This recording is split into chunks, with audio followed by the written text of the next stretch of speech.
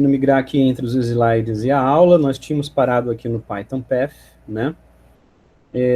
Uma vez resolvido a questão das variáveis de ambiente e o teu sistema enxergando o Python instalado pelo Anaconda, eu gostaria que nós caminhássemos um pouco agora para frente, e o que eu quero mostrar para vocês é, primeiro, que esse Python que vocês têm instalado, então, como eu disse, aquele comando which, ele tem que enxergar o Python instalado lá no Anaconda 3, no caminho onde você instalou,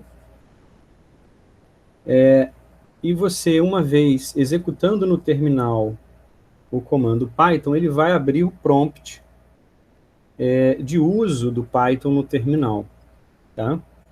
Como vocês estão vendo aí, esse promptzinho com 3 sequentes sinais de maior, né? Ele é o prompt de terminal do Python, e nesse momento ele está funcionando em seu terminal. Então, se isso aconteceria, por exemplo, em um servidor, né, que você estivesse acessando. Não é a única forma de você usar o Python, e também não é a melhor forma de você usá-lo. E é isso que eu quero mostrar para vocês hoje. Eu vou mostrar para vocês, na continuação daquela aula anterior, eu vou mostrar para vocês algumas possibilidades de uso desse Python em seu sistema, e mostrar para vocês qual destes a gente vai fazer uso, né, mais recorrente aqui no nosso curso, tá bem? Então, vocês conseguiram digitar e abrir esse terminalzinho do Python? Então, na semana passada, eu tinha conseguido, e agora fui colocar o which Python e não foi nada. Eu só não tô achando que eu tô louca, que eu tenho até uma foto aqui do terminal semana passada. Enfim, eu não sei o que eu poderia fazer agora. Eu dou tanto o which Python quanto o Python e não aparece nada. Não, quando você dá o which Python, não aparece nada na tela? Nada? Não. E quando você digita o Python, ele não abre o promptzinho do Python? Não, diz que o comando não foi... O Python não foi encontrado. E você pode dar aquele comando source no seu .bashrc no terminal? Oi, professor. Desculpa, eu não ouvi que o cachorro tá latindo aqui. Você pode dar aquele comando source, né, no .bashrc no seu terminal, fazer isso aqui, quer ver, ó? Deixa eu sair do meu. Né, você vai digitar source no seu home, né, .bashrc, naquele arquivo .bashrc que eu ensinei para vocês exportarem a variável de ambiente. Você viu na minha tela? Vi sim, quando eu dou o source.bashrc, acontece igual apareceu com o senhor. Não aparece nada, né? Ele só... Ele carregou. Agora você dá o which Python. Ah, ok. Ah, perfeito, perfeito. Agora foi. Então, toda vez eu tenho que dar o source.bashrc? Olha só, na máquina virtual sua, que você instalou, talvez sim. Deixa eu explicar o que significa, né, isso.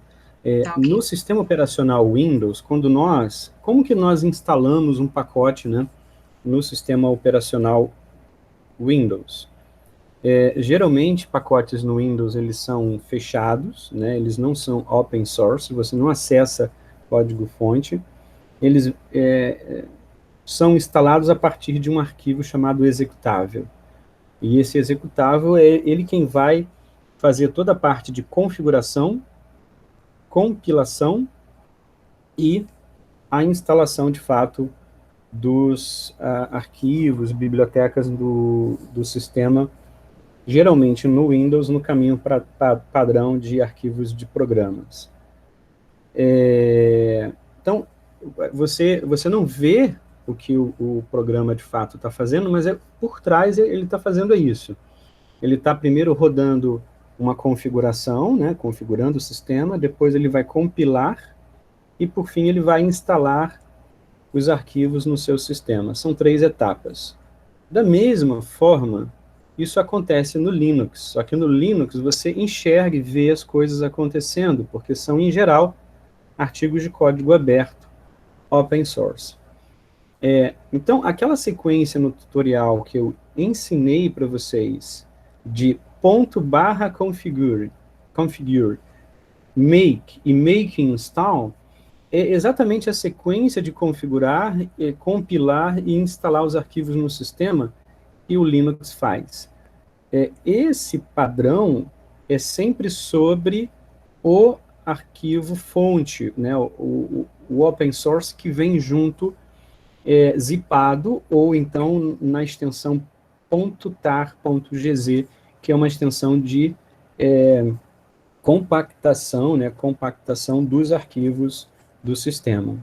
Você tem que descompactá-lo, né, depois você vai rodar essa sequência *configure, make e make install, para fazer exatamente o que você faria no Windows.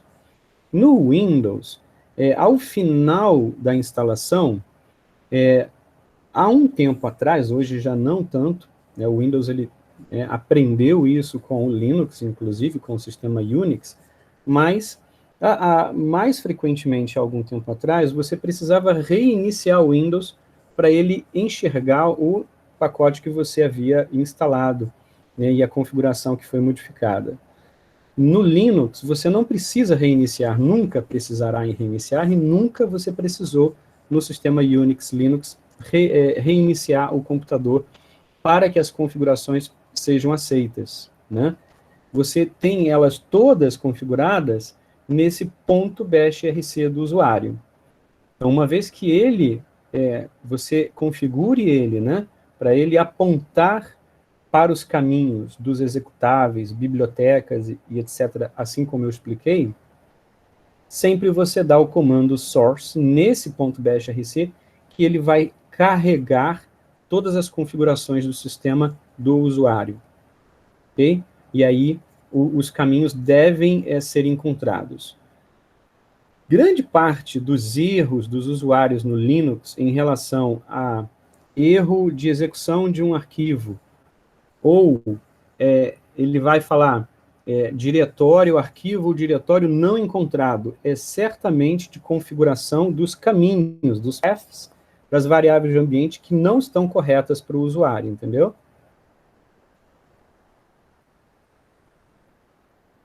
Entenderam? Opa, eu entendi. Entendi. Foi bom que eu estava realmente um pouco confusa, né? Nessa parte agora eu consegui entender o porquê eu precisei fazer esse source.bashrc. O Caio até comentou aí que pode ter sido alguma coisa também da forma que eu finalizei, etc. Estou acompanhando aqui as mensagens, né? Se aconteceu só contigo, não acredito que seja isso. Talvez alguma questão de configuração da sua máquina virtual mesmo. Isso não aconteceu para os outros que têm máquina virtual, correto? Só para a Karine.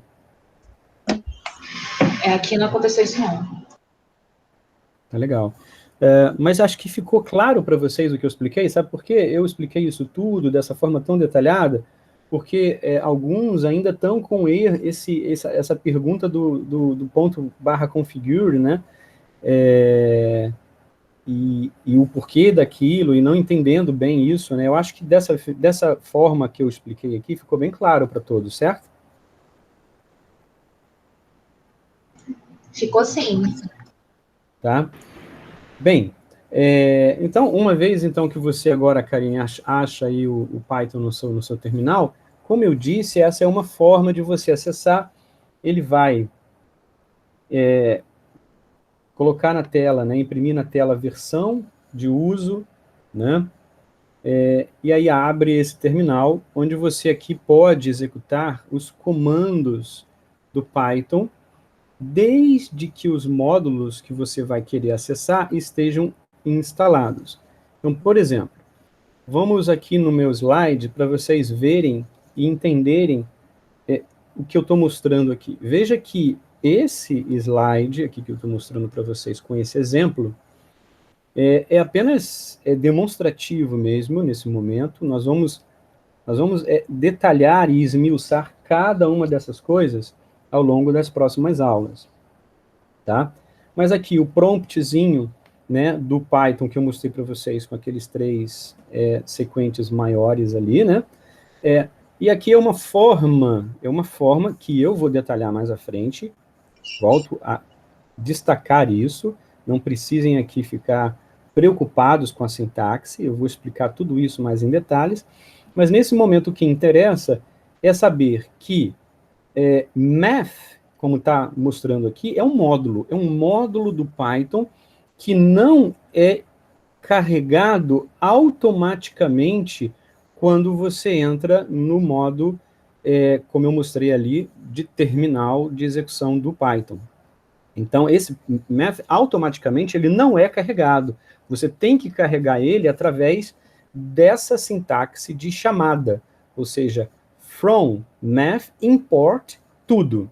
Esse asterisco significa todas as bibliotecas, todos os executáveis, né, programinhas do módulo math, ok?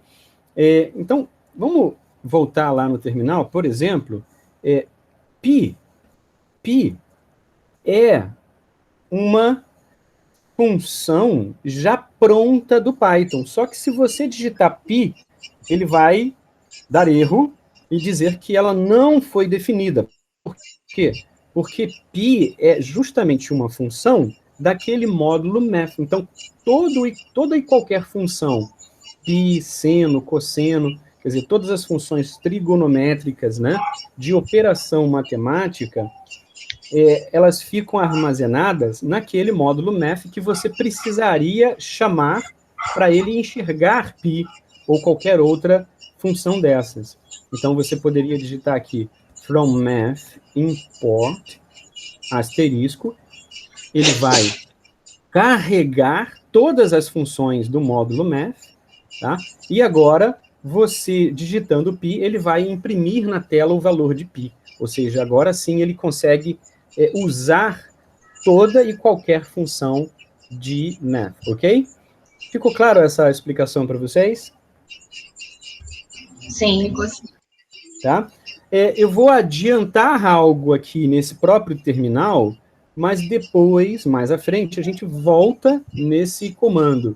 Então, se eu quero saber alguma coisa a respeito desse módulo ou de alguma função específica, funcionará o comando help, que é um built-in, que é uma função já automaticamente carregada no Python. Opa, não, na verdade não foi. Help math não foi. Vamos aqui então fazer o seguinte, vamos voltar aqui 2 passos e voltar aqui, ok. Se eu for explicar algo aqui agora, vocês vão ficar perdidos, então deixa que a gente volta. Então, seno, cosseno, tá vendo aqui? Operações matemáticas com seno e cosseno serão executadas a partir do momento que vocês carregarem o módulo math, tá?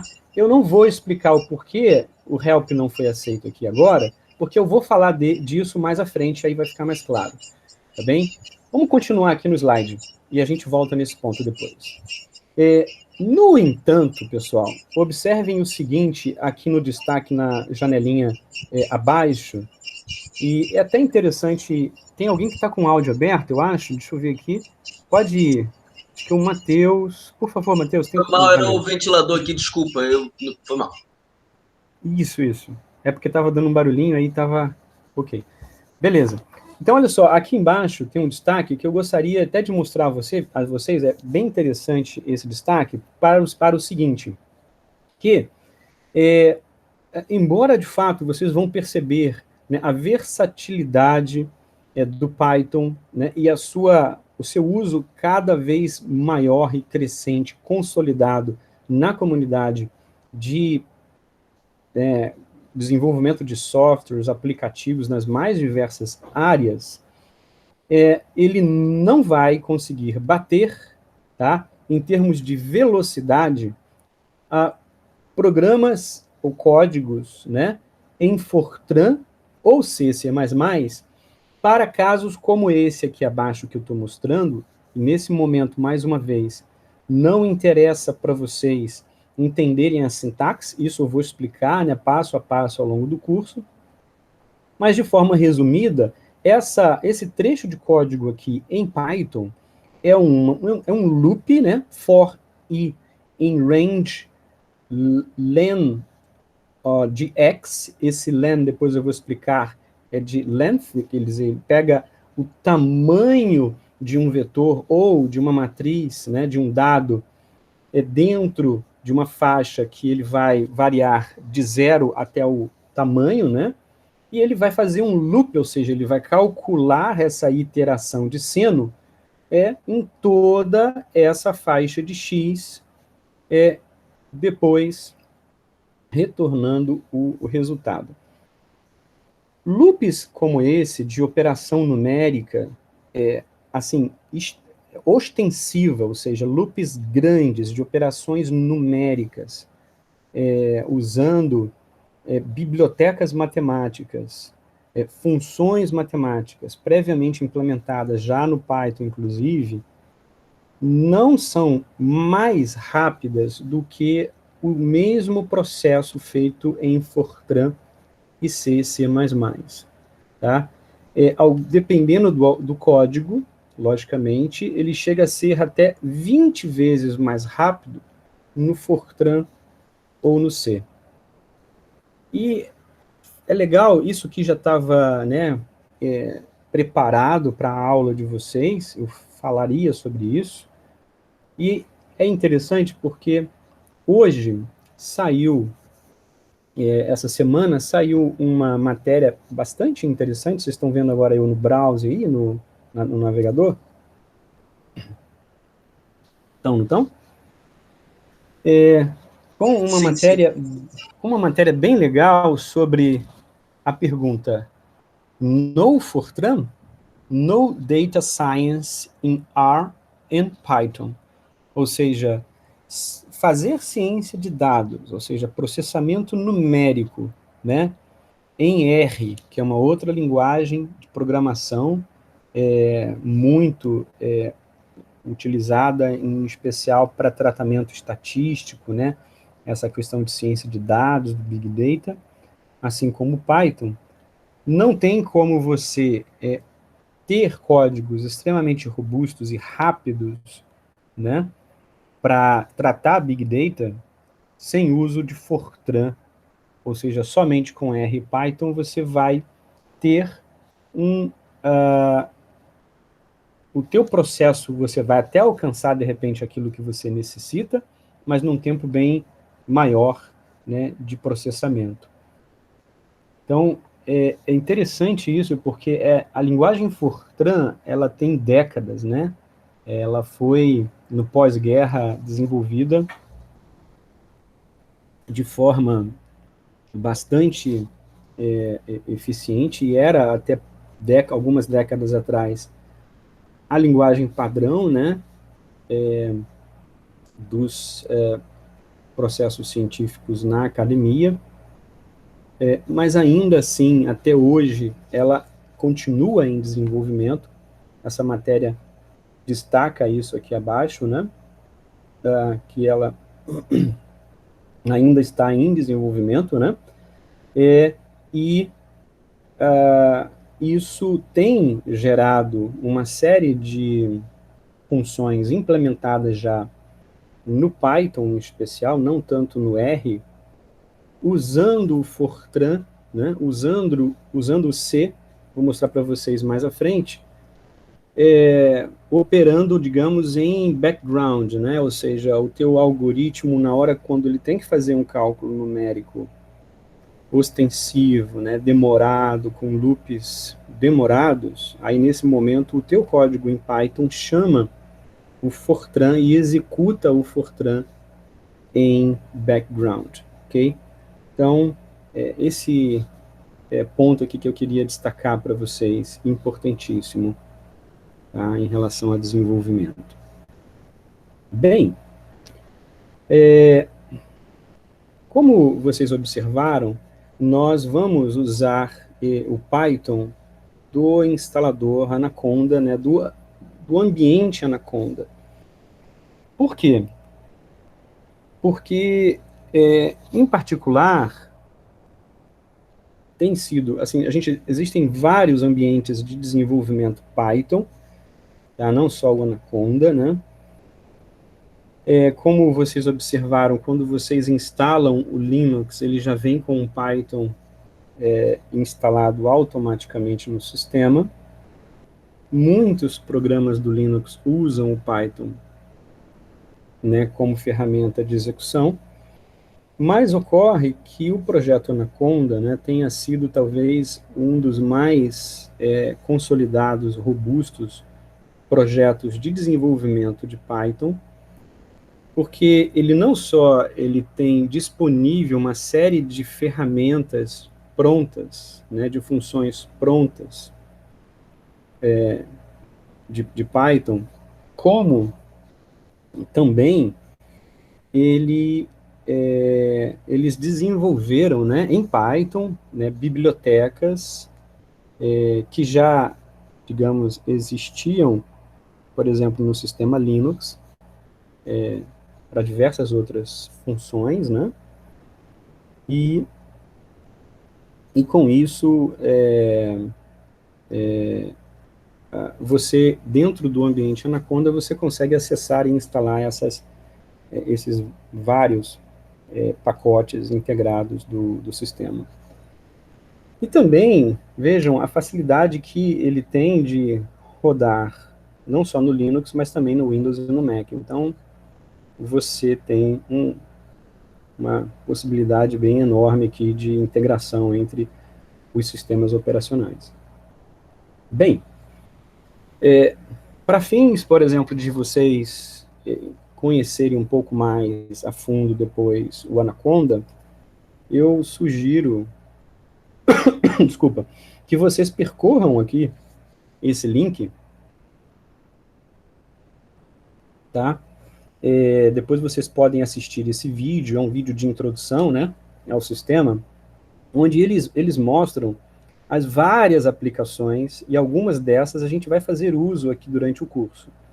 Então, nós temos desde aplicações para a parte de estatística e machine learning, como o PyTorch, o SciPy, o scikit-learn, o Keras, que são aplicações, né, já prontas para você usar módulos e funções prontas para desenvolvimento em machine learning, como também na parte de análise de dados, né, como Pandas, o Matplotlib, em termos de web, visualização, né, o Jupyter, o Panel, o Flask, em computação científica, né, o NumPy, Numba, o SciPython, que é esse símbolozinho, que seriam desenvolvimentos de você ter, né, o C sendo usado dentro do Python, o PyTables e por aí vai, além de também Big Data e computação distribuída. Ou seja,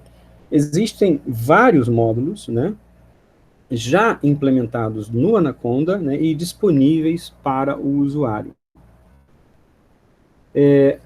Estimulo também, porque vocês, grande parte, são usuários de Windows, que depois vocês também façam, né, a instalação dele no Windows, seguindo aqui o link e o tutorial lá da documentação do Anaconda, e vocês também vão poder fazer uso do Python dentro do ambiente Windows. E para vocês, então, entenderem, enxergarem um pouco dessa, digamos, dessas funcionalidades já pré-instaladas, né, no Anaconda, vocês podem testar se está funcionando. Eu não sei se vai funcionar na máquina virtual, isso, espero que sim, o Anaconda Navigator, tá?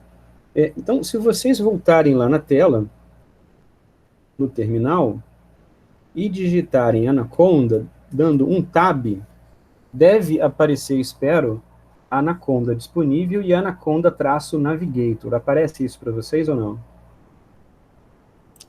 No meu aparece, professor. Então, vocês podem digitar, né, o complemento Anaconda Navigator. Ele vai abrir aquele aquele gráfico, né, de ambiente ali, né, com os pacotes instalados. Professor, como dar o comando de stop no Python? Oi? Como sai do... Aí você dá um Ctrl+D. dá um Ctrl C ou um Ctrl D. Não entendi, desculpa. Tá? Ctrl C, Ctrl Z, Ctrl C ou Ctrl D, tanto faz. Tá bom, obrigado. Ctrl C, Ctrl D, ele sai.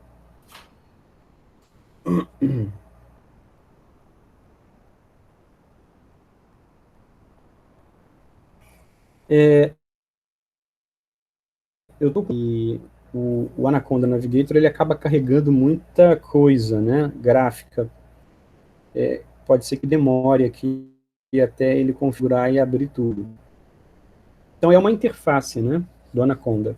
E no caso aí de vocês, como também está na máquina virtual, alguns vão ter facilidade de abrir isso rápido, outros não. Isso depende também muito do número de aplicações que você tem instalado no Anaconda. No meu caso aqui, eu tenho bastante coisa, bastante módulo já instalado, né, configurado. Então ele demora para mim aqui abrir por conta disso.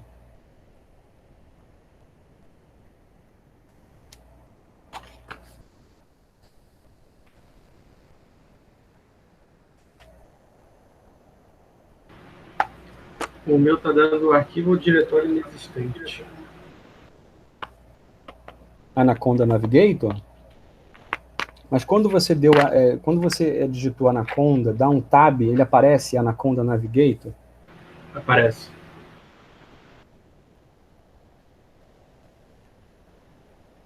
Isso aconteceu para todos os outros?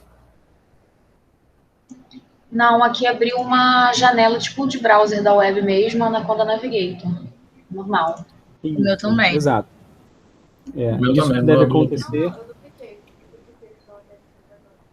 Isso que deve acontecer. No caso, Caio, se deu algum problema, depois a gente tenta corrigir. Nesse momento não vai fazer muita diferença, porque a gente não vai usar tanto ele. Mas eu só quero mostrar para vocês, né?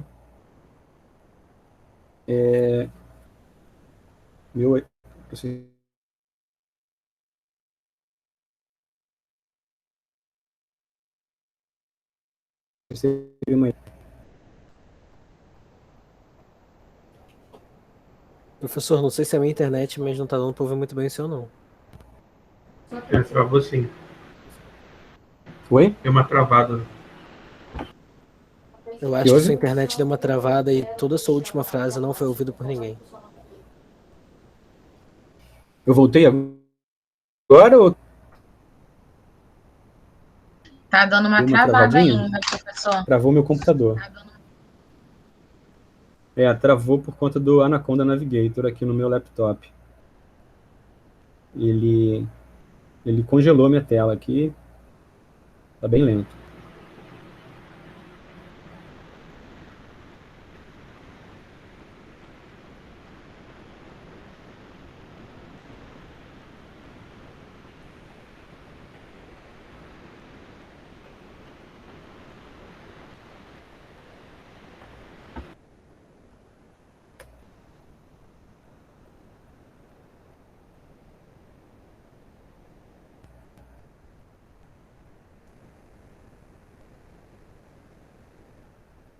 Pessoal? Olá. Voltou agora. Voltou. Estão me ouvindo? Travando um pouco, mas sim. Tá travando ainda. Voltei?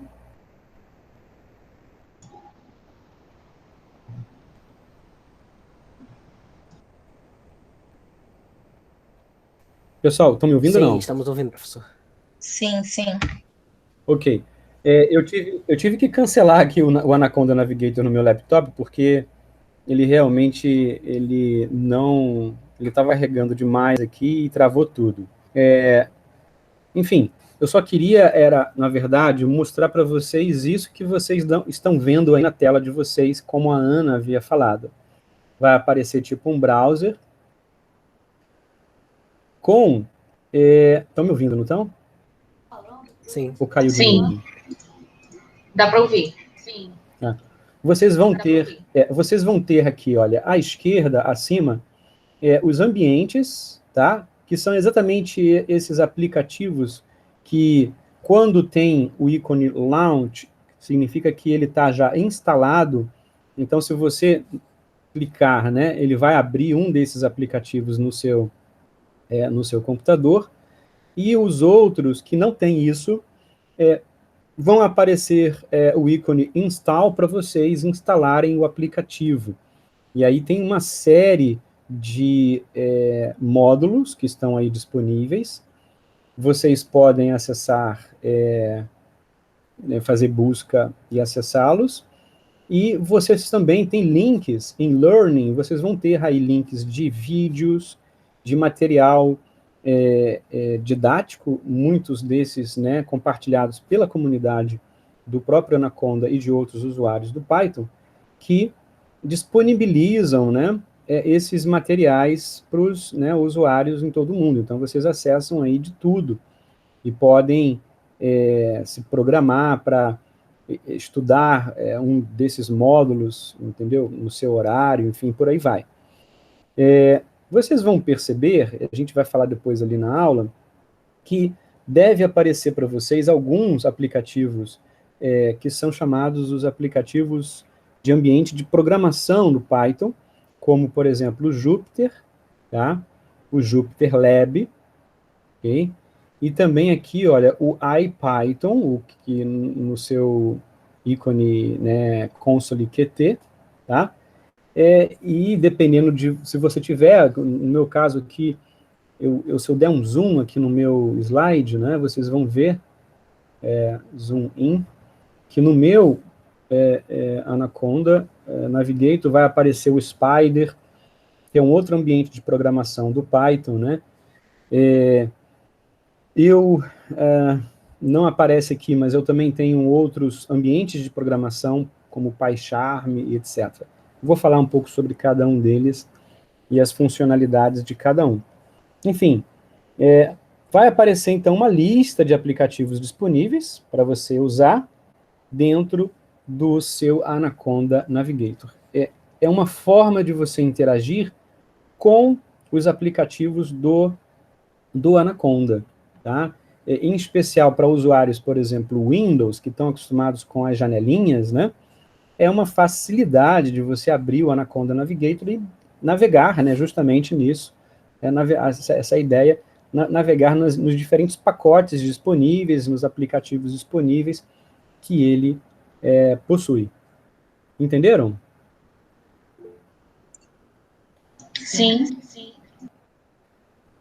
Perfeito. Essa questão do demorar, né, vai acontecer em especial para máquina virtual e para computadores que ou têm um recurso de memória e de processamento mais simples, ou no caso, como eu aqui, aconteceu, eu estou com, além das plataformas de vocês, né, e o stream aberto para comunicação, isso exige memória e processamento, eu estou com várias outras janelas aqui abertas que eu não quis fechar, que são atividades de trabalho que eu estou fazendo. Então, quando isso exige muito do processamento e da memória do computador, acaba que o Anaconda Navigator ele fica lento, tá? E é normal acontecer isso. Ele exige muito de processamento e memória. Bom? Ok? O que é mais importante aqui é que vocês conheçam, né, possam depois usar e explorar, essa é a ideia. Tá bem? Bem, seguindo para a parte, digamos, Nutella, quer dizer, o Anaconda Navigator é tipo, como é que é aquele negócio mesmo de Nutella? Nutella e que mesmo? Raiz. Nutella e raiz, não é isso? São duas diferentes, né?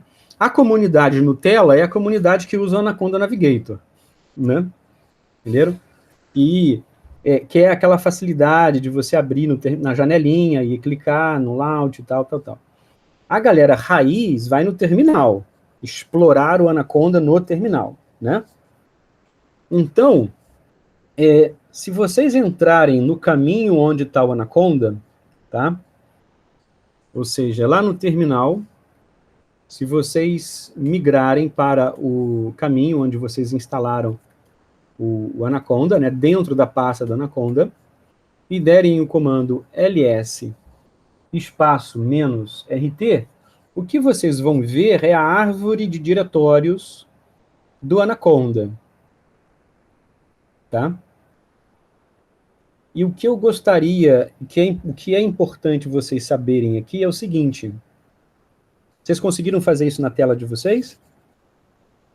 Sim. O que é importante vocês conhecerem aqui é o seguinte. Todos os pacotes executáveis, tá? Eles serão instalados no diretório bin dentro do Anaconda 3. Estão vendo aqui destacado na minha tela, certo? Sim. Perfeito. Todas as bibliotecas, né, instaladas pelo Anaconda 3 vão ficar no diretório lib. E por que esses caminhos são importantes? Porque automaticamente eles são caminhos que devem ser configurados para a variável path do usuário. Para que o usuário enxergue os executáveis e bibliotecas não só do Linux, do sistema padrão, mas enxerguem os executáveis e bibliotecas do Anaconda 3. Por que isso é importante? Exemplo, no meu laptop, no meu computador pessoal, praticamente há algum tempo,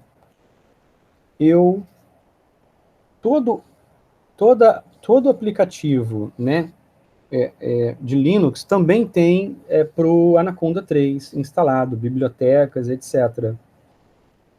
Então eu acabo usando muito mais os aplicativos e bibliotecas do Anaconda 3 do que o próprio sistema Linux.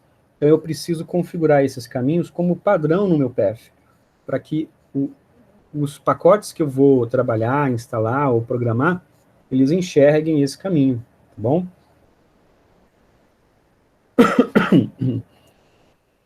Outro diretório importante é esse pkgs, de packages. Então, todos os pacotes que são instalados no Anaconda 3, eles ficam nesse caminho pkgs, de packages, tá? Todos, é o padrão do Anaconda, são instalados nesse caminho. Você quer, por exemplo, encontrar algum pacote, né, saber se tem instalado na mão, na unha, vasculhar esse pkgs, porque se tem instalado, vai estar ali. Ok? Ficou claro isso? Ficou assim. Perfeito. Então, como é que nós instalamos, né, novos pacotes, no Anaconda, né, para usarmos? Existem 2 aplicativos que são os principais e que vocês vão ver na maioria dos pacotes que são, digamos, disponíveis aí na internet, nos sites, etc., usam ou o Conda, né, que aí seria uma ferramenta com um nome, digamos, mais resumido, em vez de ser Anaconda, né, usa-se Conda, fica o comando curto, né, uma palavra-chave rápida de você guardar. Então, o Conda é como se fosse o apt-get, ou o apt lá do Linux, do sistema operacional, né? Ele é a ferramenta de gerenciamento e de instalação de pacotes, de bibliotecas do Anaconda, tá? Então, ele vai ter todas aquelas keywords, né? Clean, config, create, install, search, por aí vai, que o apt e apt-get tem. Então, nós podemos usar o conda ou o pip, que é uma outra versão de instalação e gerenciamento de pacotes do Anaconda. Também tem lá as suas keywords install, download, show, check, search, cache, por aí vai. Com o help, né, vocês conseguem ver exatamente o que cada uma dessas keywords fazem em relação ao gerenciamento e instalação de pacotes do Anaconda. O principal é o conda, o secundário é o pip. A diferença de um para outro é que, digamos, o conda vai usar como padrão todos os repositórios de pacotes do Anaconda oficial, enquanto o pip é gerenciado pela comunidade que não é a oficial do Anaconda, e muitas vezes você encontra pelo pip pacotes não disponíveis pelo conda. Tá? Essa é a diferença. Mas em termos de configuração, de checar se tem conflito em relação ao pacote, versão e etc., tanto o conda quanto o pip têm a mesma função. Tá? Então, são dois comandos essenciais para vocês entenderem como instalar, configurar pacotes de Python dentro do ambiente Anaconda. Ficou claro para vocês?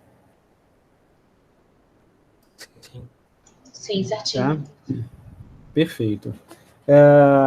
Bom, em termos, então, de ambiente de trabalho que a gente vai fazer uso no curso, nós temos disponíveis, né, o Jupyter. Aqui na minha tela tem como que você instalaria o Jupyter e o Jupyter Lab usando ou o conda ou o pip. Ok? Então, vamos voltar lá na tela, certo? E aí, na tela, como é que você vai saber se tem o Jupyter?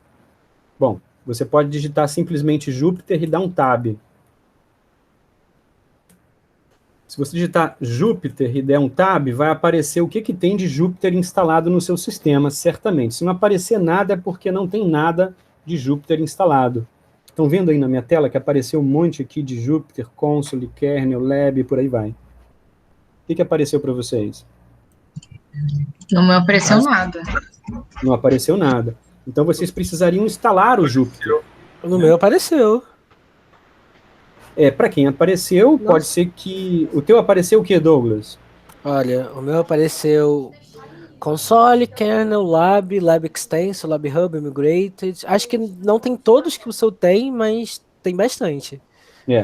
O mais importante aí, em termos de ambiente de programação é o Jupyter Lab, tá? O Jupyter Lab é exatamente o ambiente de programação de Python no browser, tá? Que eu vou mostrar para vocês um pouco mais à frente. Quem não tiver ele instalado, não precisa fazer isso agora. Eu peço que sigam aqui, depois tem lá disponível, né, o slide para vocês, como instalar o Jupyter Lab no seu Anaconda. Combinado? Ô, Luciano, posso fazer uma pergunta? Pode. Qual a diferença do Jupyter Lab para o notebook? Tem diferença, aliás? Tem uma pequena diferença. Quer dizer, a diferença basicamente é o seguinte: em termos de funcionalidade, não tem nenhuma diferença. Você tem aqui, ó, o que o Marcelo perguntou: tem o Jupyter Notebook e o Jupyter Lab, ok? O Jupyter Notebook você acessa tanto pelo terminal. Se eu digitar aqui Jupyter Notebook, ele vai abrir no browser, como também você acessa diretamente no browser, né?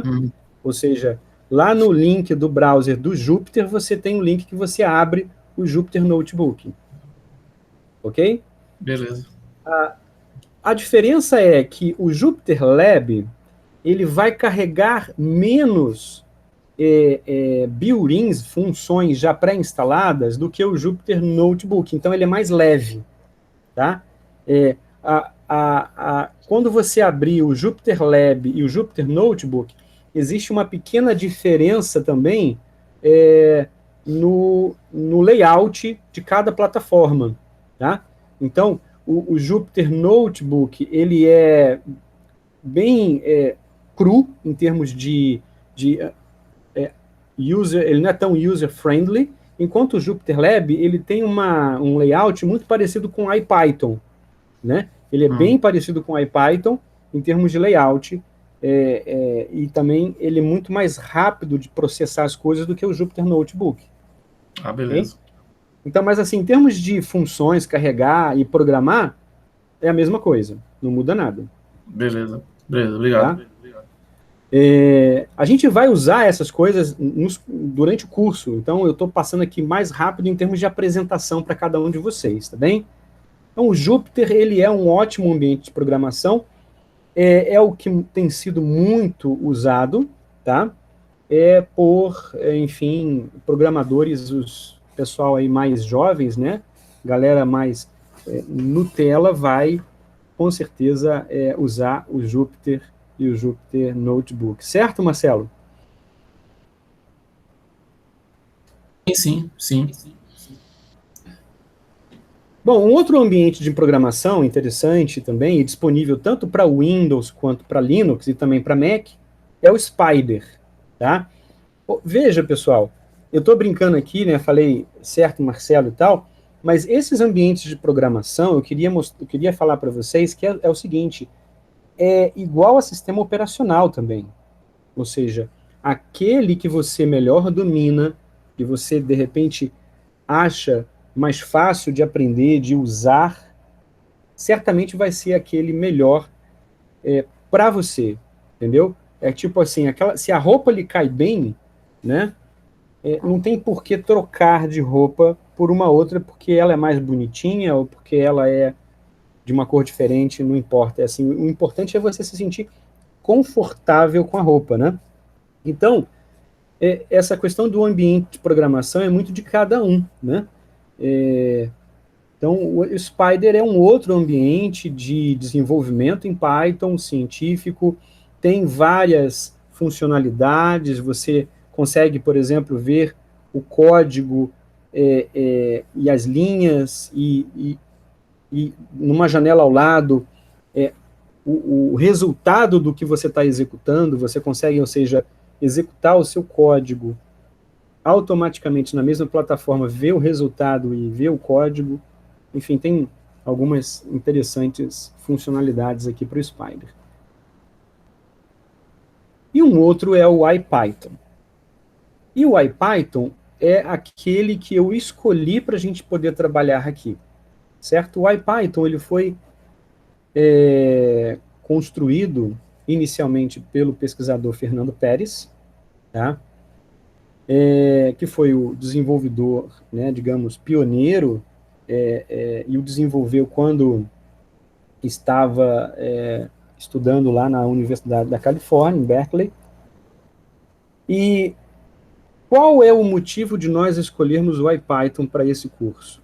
Pelo seguinte, a minha ideia é explicar para vocês, de uma forma, como é um curso online, né, remoto, precisa ser uma forma rápida, uma forma que não consuma, não só da minha parte aqui, mas também de vocês, não consuma processamento e memória ao ser executado, e que permita, por exemplo, você usar um ambiente similar àquele que você vai estar trabalhando no seu dia a dia como cientista em química computacional, que é acessando os servidores, né, servidores do Senapad, servidores do LNCC, servidores da UF, seja lá onde for, servidores de um outro país, como muitos talvez acessem, né, ou vão acessar um dia.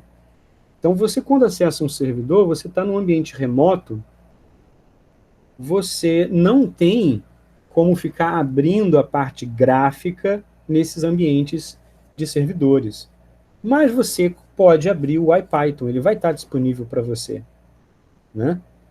E vocês vão perceber também que o IPython, ele foi o ambiente, por exemplo, utilizado como plataforma de desenvolvimento do Jupyter. Então, o Jupyter, ele essencialmente é o quê? É um IPython rodando em background.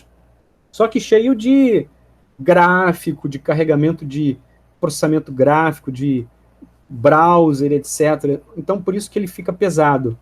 Mas ele, na verdade, o Jupyter, ele é o IPython sendo executado.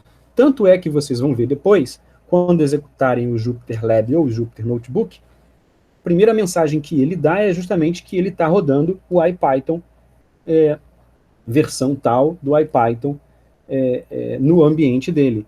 Então, é um desenvolvimento, né, digamos assim, para aquela comunidade, como eu brinquei com vocês aqui, Nutella, tinha uma ferramenta raiz como o IPython, que é para terminal. Entenderam? Professor, eu tenho uma dúvida que eu acho que pode ser meio idiota, mas enfim. Esses ambientes de programação, eles são independentes do Anaconda? Tipo assim, ou eles... eu só posso usar eles, esses específicos que você mostrou, se eu usar o Anaconda, entendeu? Eles são desenvolvimentos de independentes, não são desenvolvimentos do Anaconda, mas eles estão disponíveis no desenvolvimento Anaconda, na plataforma Anaconda. Tá? Ah, tá, entendi. Você poderia tê-los instalados separadamente no seu computador, e aí para instalá-los separadamente, você tem que baixar o fonte, compilar ele do zero, tá? Só que com Anaconda, tudo fica muito fácil, porque está tudo integrado, entendeu? Então, assim, o ambiente Anaconda, ele é um ambiente Python que torna, né, as aplicações em Python muito mais acessíveis e de fácil uso para o usuário em especial, o usuário leigo. Entendi, tá certo. Tá? Obrigada. Mas são desenvolvimentos separados, são projetos separados. Perfeito. Entendi sim. Perfeito. Então, o IPython, ele deve, possivelmente, já estar instalado no padrão, quando você instala o Anaconda, ele já deve ter vindo instalado. Então, é o que nós vamos fazer agora. Nós vamos ver se o IPython está instalado. Então, digita aí IPython tab, vai aparecer para vocês se está disponível ou não, ok? Vocês vão digitar e vão abrir o prompt do IPython no terminal.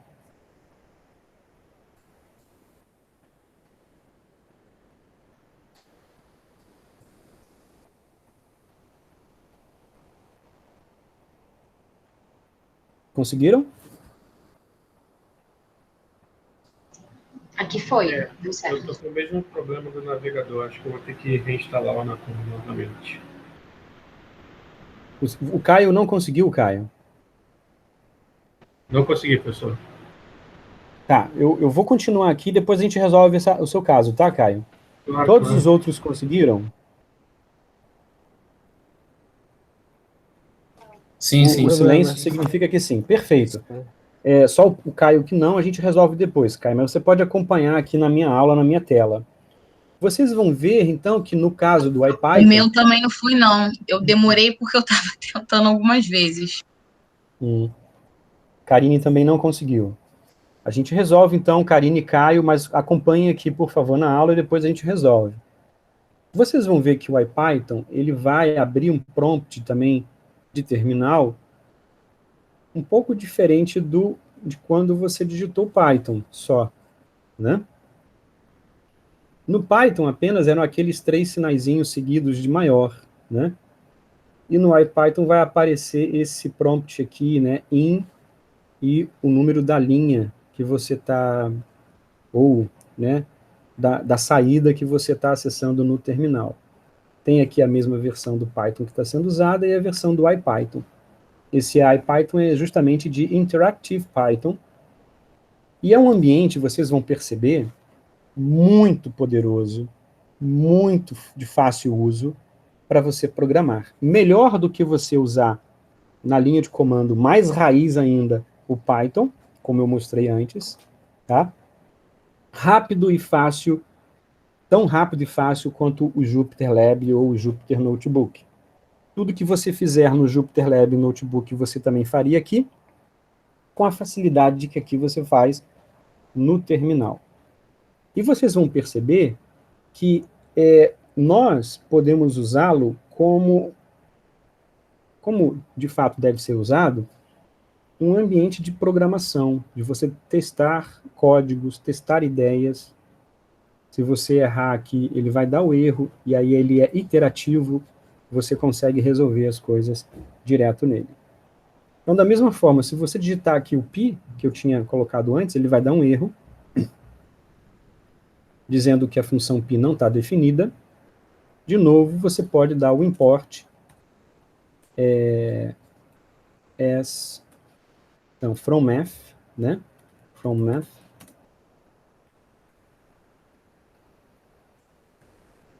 Tudo.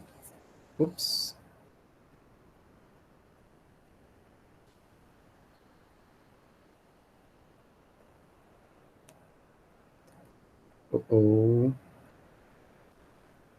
Por que ele deu esse erro aqui? Ah, tá. Sintaxe errada. Então, from math, import tudo. Você pode também importar uma específica. Você pode importar, né, por exemplo, from math import só o pi. Se você vai usar só o pi, ou importar só o seno, ele vai aceitar, ou só o cosseno, ou seja, ele não só importa todos os pacotes, como também um específico, uma função específica do módulo de matemática, math, ok? E aí, se você digita na tela, né, funciona exatamente como uma calculadora, esse ambiente. Para quem, por exemplo, já usou o MATLAB, não está acostumado com Python, seria como se fosse o MATLAB, um ambiente de calculadora em que você já tem funções prontas que você simplesmente pode chamar e usar, né?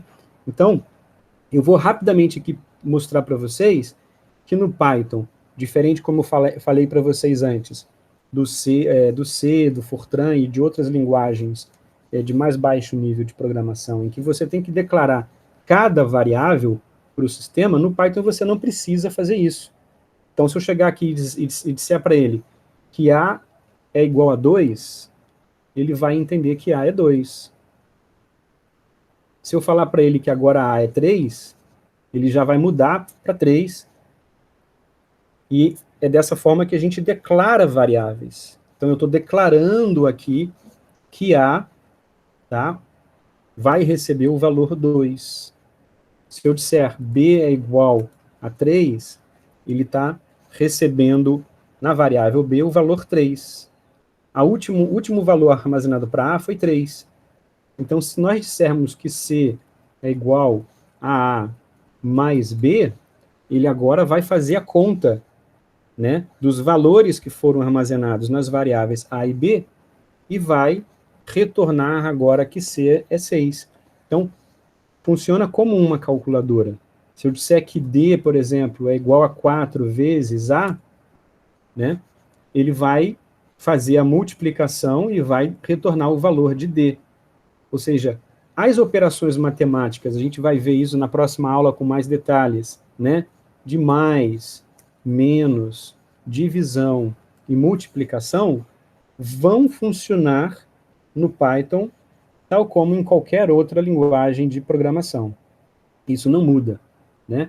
O que muda é que aqui, no caso, eu não precisei dizer para ele que se A é inteiro, se é float, se é uma string, eu não precisei falar isso para ele, tá? Se eu dei, por exemplo, o valor, né, aqui em cima, agora, eu vou dar o valor que A agora é 2.0, ou seja, é uma variável, é um valor não inteiro, é um valor que a gente chama de float, que tem em casas decimais, né, aqui. Se eu retorno A, ele agora vai retornar um valor float. Então, ele reconhece, né, se o padrão de informação que você está dando é do tipo caractere, se é do tipo inteiro, se é do tipo float, ou se é do tipo booleano, ele vai fazer essa diferenciação e a atribuição do tipo de dado que você está fornecendo para ele. Tá? Para nós sabermos qual é o tipo de dado, tá? Eu vou usar aqui com vocês, no terminal, uma forma de nós comentarmos isso. Eu vou detalhar, tá, para vocês na próxima aula, mas aqui, aproveitando que a gente está no terminal e fica bem prático nós vermos, é legal vocês fazerem, né, e nós aprendermos assim, de forma mais prática, em vez de teórica. Nós abrimos comentário com o jogo da velha. Então, aqui, tudo que for escrito é comentário. Tá? Então, depois de um jogo da velha, numa linha de código Python, após o jogo da velha, é comentário, ele não vai executar nada. Ok? Então, é uma forma de comentar, existem outras formas de comentarmos no código, eu vou mostrar para vocês na próxima aula outras formas. Ok? Bem, se nós digitarmos, então, type em A, ok? Observem que o comando type é uma função pronta do Python. E como o próprio nome diz, essa função, ela retorna o tipo de dado que ele está sendo lido. Então, como eu declarei A como 2.0, ele entendeu que o tipo de dado é um tipo float.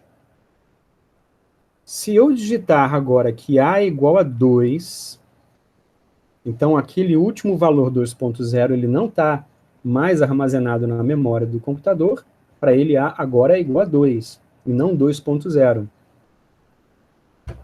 E se nós digitarmos type sobre A, deixou de ser float e passou a ser inteiro.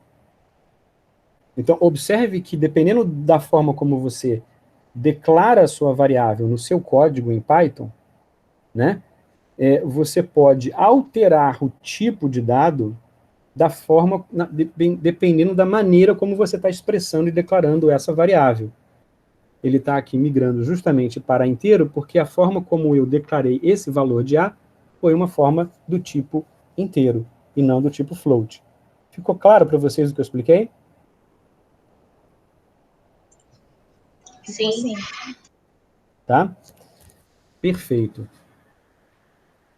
Observaram que o IPython, vocês brincando aí, vocês podem brincar, enfim, vocês vão ver que tem várias funcionalidades. Vamos ver se o help ele vai agora abrir aqui no IPython. Tá vendo? Eu dei um help no type e ele vai escrever na tela, né, que o type é um módulo, tá? Como eu disse para vocês, um built-in, ou seja, uma função já pré-instalada no sistema, que você não precisa, portanto, importar de algum módulo essa função, ela já é do próprio sistema. E aí tem uma descrição do help, as formas de você usar a função. Então, o help aqui ele vai sempre nos ajudar em relação ao tipo de função implementada, seja ela um built-in ou uma função, enfim, que você vai retornar. Mesma coisa, vamos ver se ele aceita o help math. Ele não aceitou, porque eu não importei, porque... Ok, não definido, então, import math. Agora sim, ele vai aceitar help math. Então, tá vendo aqui como é um ambiente interativo, tá vendo? Eu dei um help math para saber, né, alguma coisa sobre a função, o módulo math do Python. Ele disse, não foi definido ainda. Ou seja, como não é um built-in, não é um módulo já instalado, eu tenho que instalar, ou importar ele, na verdade, né, não instalar, mas importar ele, né? Ele está disponível, mas eu não importei para o ambiente do IPython. Eu tenho que primeiro importar, eu chamo o módulo math, e aí dou um help nele, e ele vai, então, digitar na tela o que tem de função disponível. Olha só que legal. Ele vai disponibilizar, tá vendo? Todas as funções, né, dentro do módulo math que você pode fazer uso. Acosseno hiperbólico, asseno hiperbólico, atangente, e por aí vai. Todas essas funções, né? Aqui, ó, as funções erro, exponencial, retorno exponencial de uma função, então ESP é a função exponencial, muito útil, né? Em programação científica. Fatorial vai retornar um fatorial de um número, e por aí vai. Enfim, tá vendo aqui que segue a raiz quadrada, tá vendo? E no final até alguns exemplos e dados, enfim, que ele vai chamar. Então, teve dúvida em relação a alguma função, algum módulo do Python? O help vai sempre te ajudar a entender o que você tem de disponível. Bom?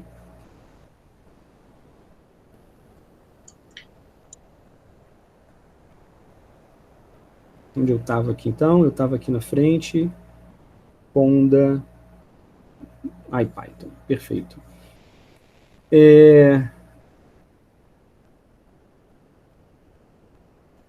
Vamos percorrer um pouquinho mais agora em relação a um outro módulo, e a gente vai fazer bastante uso dele na próxima aula em diante, que é o módulo de sistema, ou seja, tudo que é variável de ambiente ou comando, né, próprio do ambiente bash, ele é, digamos, acessado pelo módulo sys. E aí ele não é um built-in, ele não é uma função já pré-instalada, é um módulo que você tem que importar. Então você consegue, ao importar o módulo sys, né, ter acesso a vários comandos do bash, né, copiar, mover, e migrar entre diretórios, enfim, nós conseguimos fazer isso com o sys. Então, se você digitar import sys na tela, tá, a gente consegue, por exemplo, se você digitar, por exemplo, aqui é help, né, sys, ele vai mostrar a documentação, né, relativa a esse módulo, e você vai com ele, então, ter acesso, né, a alguns, tá vendo, objetos usados,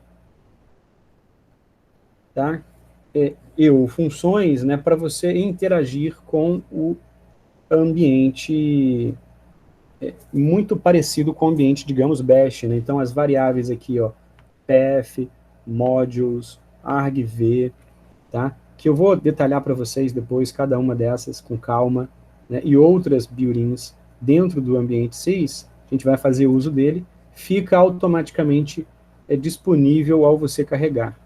Eu quero que vocês entendam que nenhuma dessas funções, né, ou objetos do módulo sys será executado sem antes você importar o módulo para o ambiente Python. Okay? Professor, toda vez que eu usar o IPython, eu preciso importar esses módulos ou eu instalo esses módulos já, enfim, e fica automático? Não, toda vez que você carrega o IPython, você tem que importar os módulos para usá-los, tá? Entendi. Para você visualizar, né, onde que eu quero chegar, é o seguinte, observe que o IPython, ele vai ser um ambiente interativo de programação, tá? O teu código, o algoritmo em si, que você vai desenvolver para alguma aplicação, vai ser num arquivo, né, que você vai colocar a extensão .py, para ser reconhecido como um programa de Python, ok? Quer ver? Vamos fazer uma brincadeira aqui bem legal para vocês entenderem. Deixa eu abrir um outro terminal, e aí vocês vão entender o que eu quero mostrar para vocês de forma bem simples. Vocês conseguem ver dois terminais agora na tela aí, não é? Meus. Sim. Dá para ver. No Bash, estão lembrados no Bash, como que nós escrevemos na tela qualquer coisa no Bash? Um comando para escrever no Bash. Nós escrevemos com, por exemplo, o echo. O echo seria a forma mais fácil de você escrever alguma coisa na tela. Então, echo, teste, escrita na tela, tá? Ele vai exatamente reproduzir na tela o que eu escrevi. Teste, escrita na tela. Ok? Ok. No Python, como é que nós escrevemos? Isso significa em termos de linguagem, técnica de programação. É o chamado entrada padrão e saída padrão. Ou seja, para você escrever na saída padrão, que é a tela, no Python você vai digitar o comando print. Que na versão antiga do Python 2 era simplesmente print e o texto, o valor que você gostaria de imprimir na sequência. Só que para o Python 3.0 em diante, a gente tem que colocar print entre aspas, teste, imprimir na tela. Estou digitando aqui um valor, né, um texto, igual eu fiz no Bash. Então, no Bash, nós fazemos com echo teste escrita na tela, ele imprimiu. No Python, é print, parênteses, entre aspas, o valor que você quer imprimir na tela. Essa é a forma mais básica de você imprimir. A gente vai aprender, né, aos poucos, como vamos melhorando, formatando essa saída que a gente quer que ele imprima. Eu estou explicando realmente do básico, para vocês entenderem do zero, né?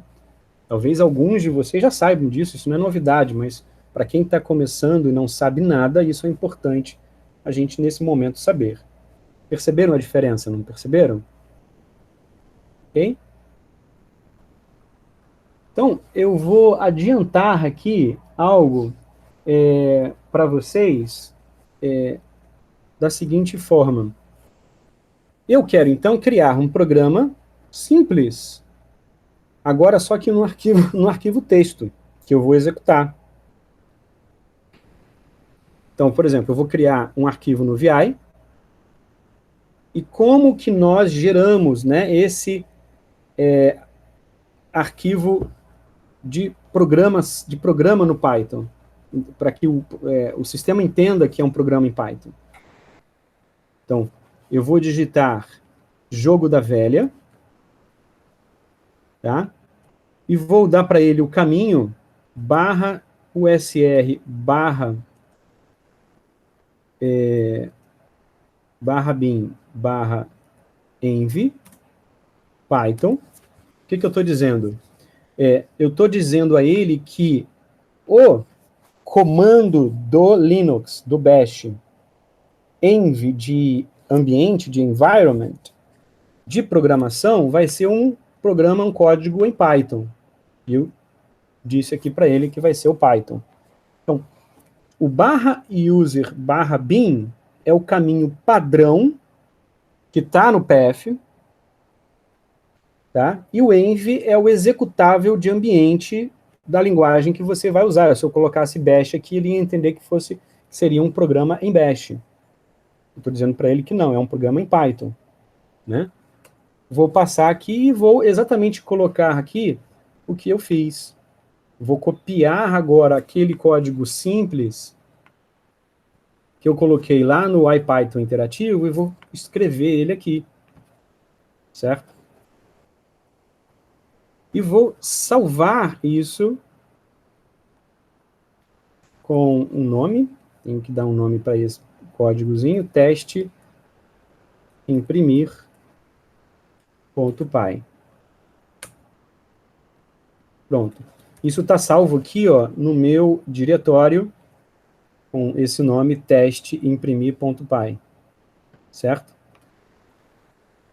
Bem, eu posso agora digitar direto no terminal, chamar o Python em cima do teste, imprimir Py, e ele vai imprimir na tela o resultado. Deixa eu aumentar aqui o meu terminal para uma fonte maior, porque eu acho que não deve estar legal para vocês verem. Não, tá bom. Tá Tá dando pra ver sim. Dá para ver, Luciano. Vocês estão conseguindo ver bem aí? Sim, sim. perfeitamente. Tranquilo. Mas de qualquer maneira, deixa eu botar aqui um 21. Um 20, né? Beleza. Então, eu escrevi aqui, ó.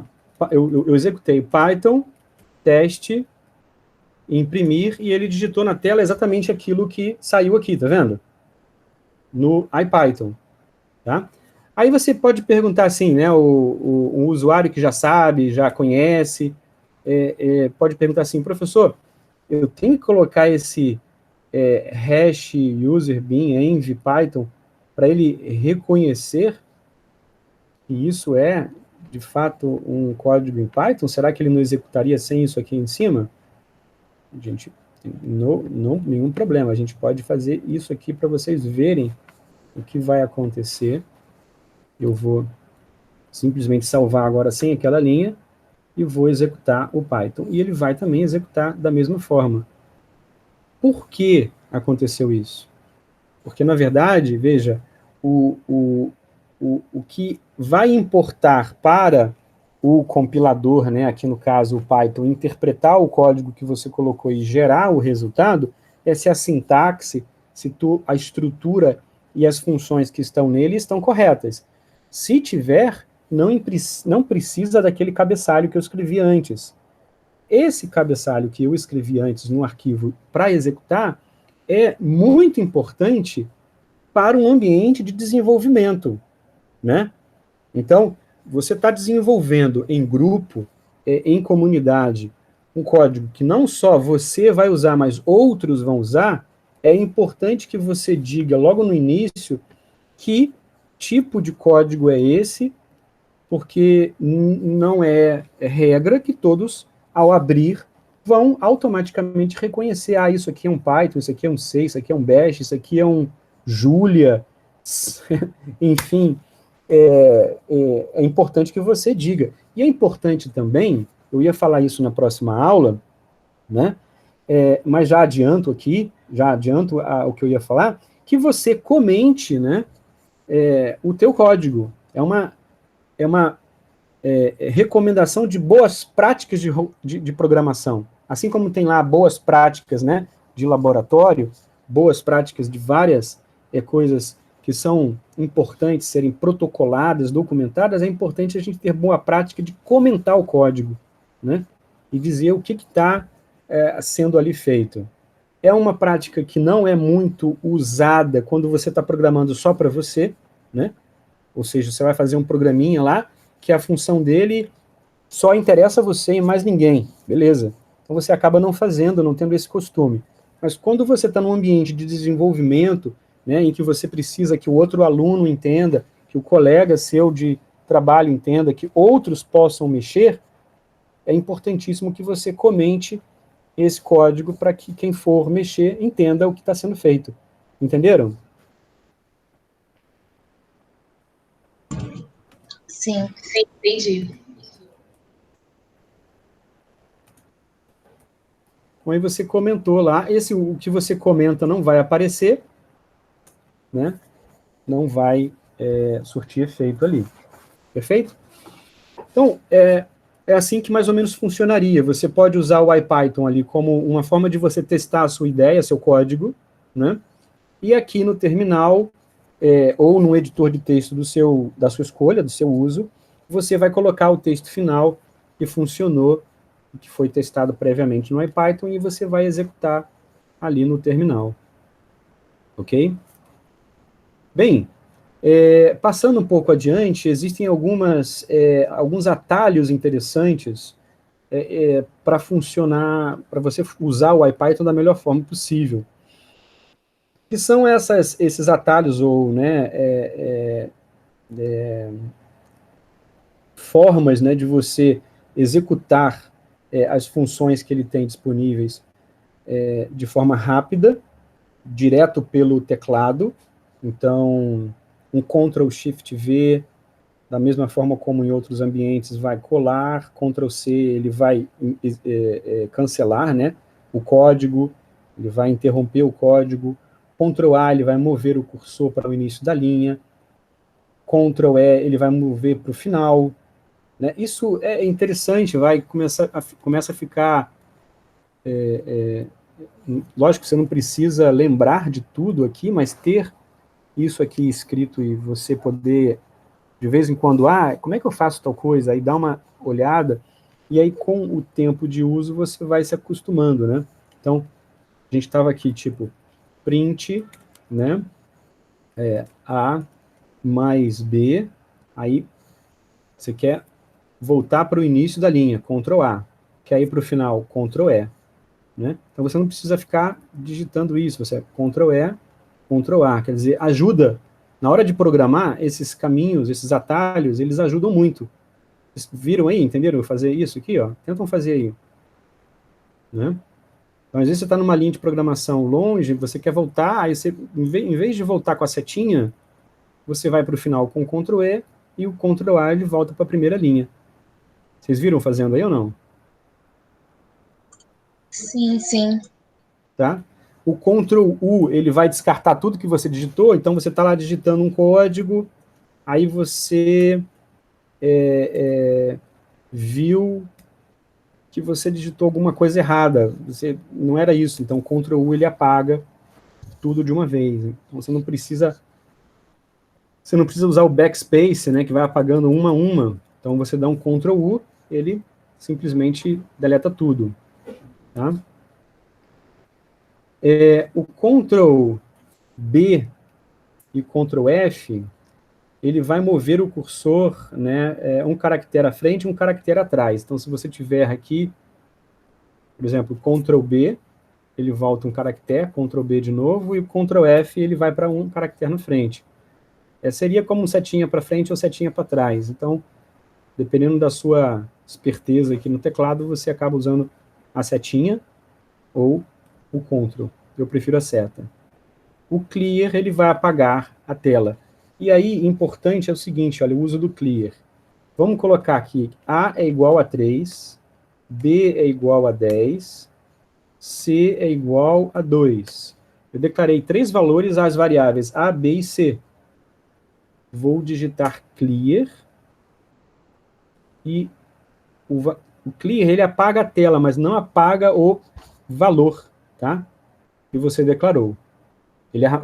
Todas as declarações e execuções que foram feitas continuarão sendo armazenadas, mesmo que você digite o Clear. Ele não vai deletar e apagar isso. Ok?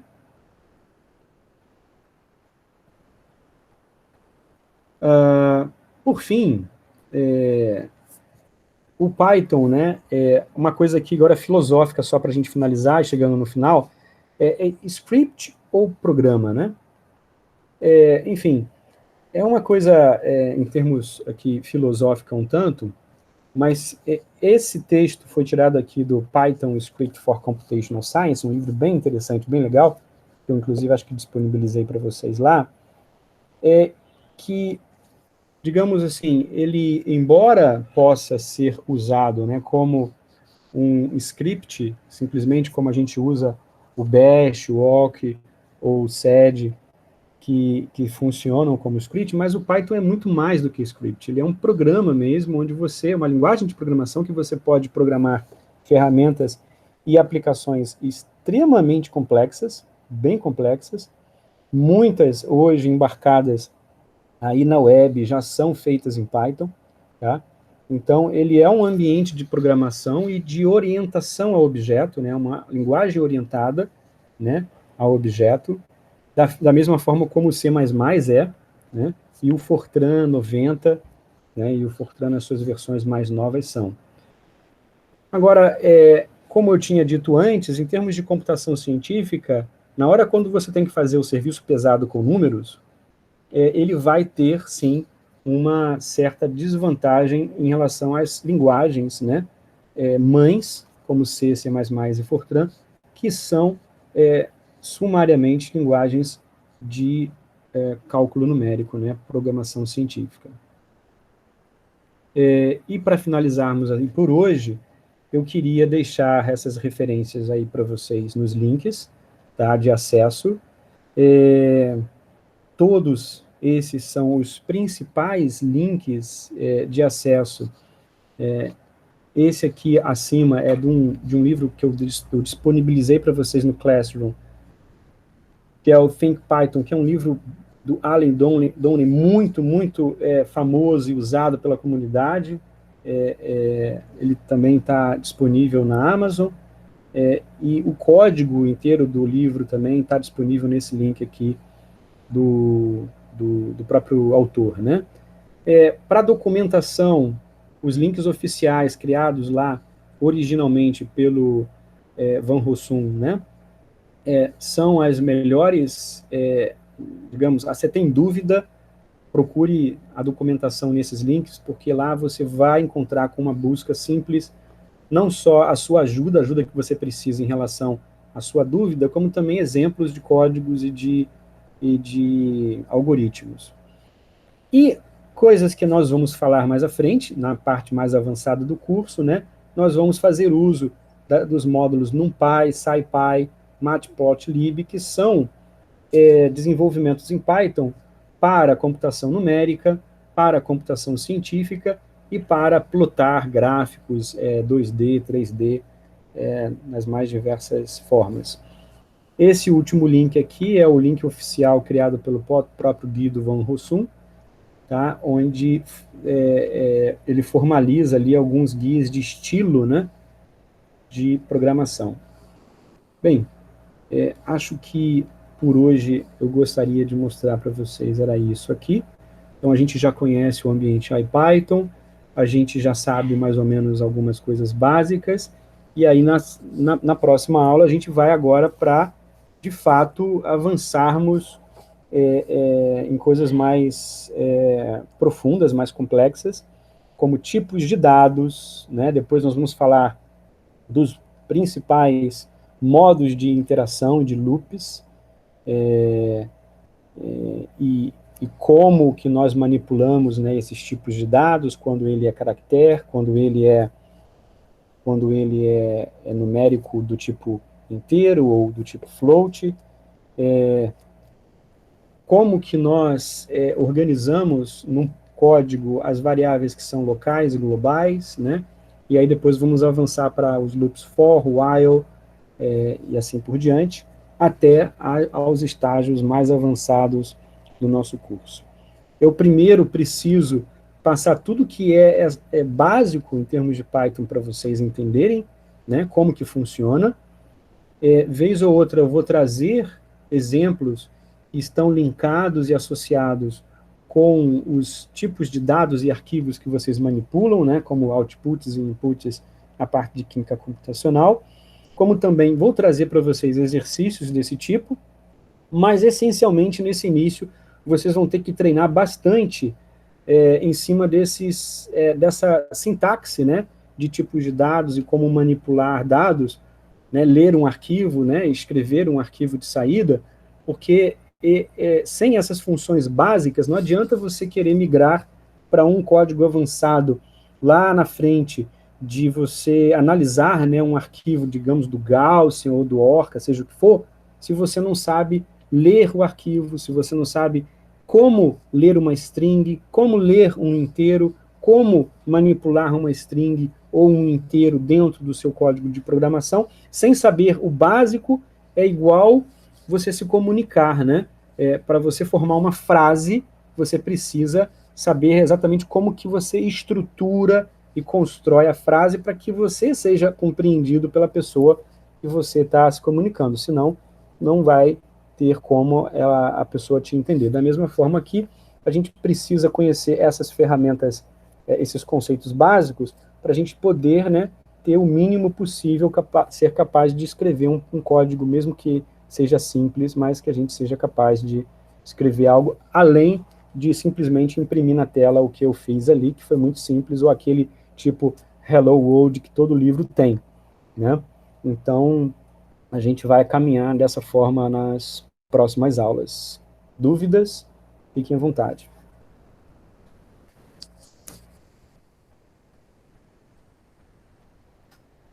Só em relação, professor, você disse que talvez ia mandar uma lista semana passada. Eu não sei se mandou no Classroom ou algo do tipo, ou não mandou. Uma lista de exercício? Isso. Elas começarão a sair na próxima aula, viu? Ótimo.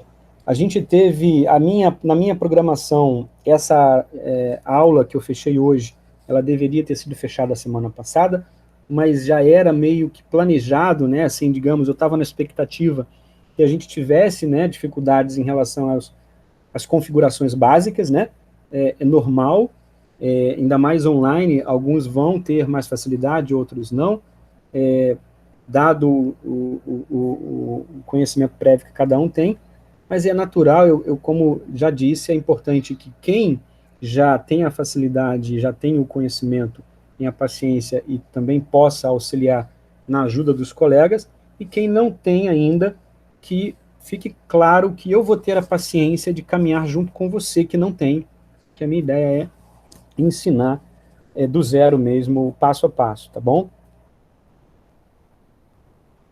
Show de bola. Tá? Na próxima aula, então, na próxima aula a gente vai falar bastante de tipos de dados, tá? E no final da próxima aula, sim, vocês já serão capazes de começar a resolver lista de exercício, bom? E aí a gente vai caminhar nisso. Eu vou caminhar com vocês de duas maneiras, né? Com as listas de exercício, que vocês vão ter que quebrar a cabeça para resolver, e também leitura de material. Então, a partir da próxima aula, eu vou estar deixando no Classroom atividades como leituras e listas para vocês fazerem as atividades, que serão essenciais como atividades assíncronas. É bom até o Douglas ter falado isso, pelo seguinte, quando eu criei o curso, eu imaginei um curso,